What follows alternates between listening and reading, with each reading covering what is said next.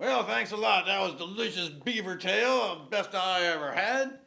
Nice to be here in the 21st century. Be able to tell some of you all some of my adventures. Jim Bridger's the name. Explorer, scout, hunter, trapper, discoverer of the Great Salt Lake. Not to mention Indian fighter. Oh, the Great Salt Lake. I remember one winter, 1830. It was so cold that winter, it snowed every day a foot of snow for 70 days. That's 70 feet of snow. It was so cold a whole herd of buffalo froze solid.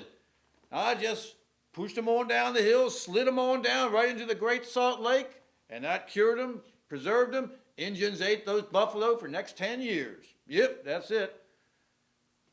Speaking of lakes, now Yellowstone, now that's an interesting lake.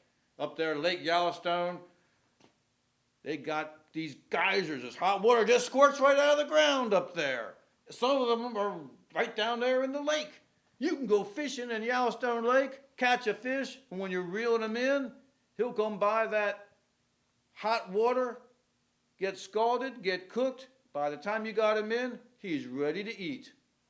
No place in the world like that. Oh, Yellowstone. Or they got some interesting places over there. One time, we had to get up real early. How are we going to get up so early in the morning?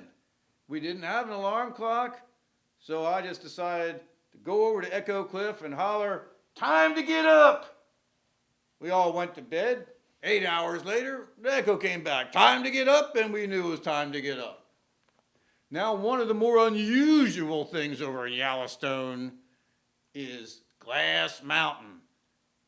You'll never believe how I discovered that one. I was out shooting one morning trying to get some breakfast. I sees me this giant bull elk over there, antlers out to here. I said, he'll make a good breakfast for the whole group. I put my trusty rifle on him, squeezed the trigger, bam! That elk just stood there. I couldn't believe it. He must be stone deep, and my rifle never failed me before. I put another bullet in and got all ready. I made sure I had him right in my sights, squeezed the trigger, bam! He stood there again. My firearm failed me twice. I couldn't believe this. I just grabbed it by the barrel, and I'm going to club that bull elk over the head. So I went running at him, and bam! Into an invisible glass wall. There was a glass mountain there, and that elk was on the other side of the mountain, 10 miles away. That's why he couldn't hear me. Amazing things there at Yellowstone. One of the most amazing is petrified forest. Petrified wood. Wood turned to stone. How could that be?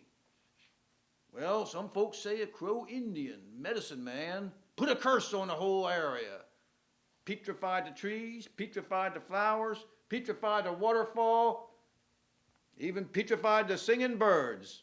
One lady said to me one time, "Mr. Bridger, how could a petrified bird sing a song?" I said, "Madam, even a song, it were petrified too." That's probably the first instance of rock music, come to think of it. Well, how did those trees get petrified? When a tree dies, it just rots. They had to be buried quickly. Some kind of catastrophe. That reminds me of Noah's flood in the Bible. Maybe that's the best explanation for those petrified trees over there at Yellowstone. Well, that's about all the tall tales I can think of. But oh, there's one more. I'd never tell this one. You wouldn't believe it. Guy over in England, Charles Darwin, he says man evolved from monkeys. Man, that's a knee slapper. I ain't got the gumption to tell that one. Anybody believe that one? Boy, oh boy.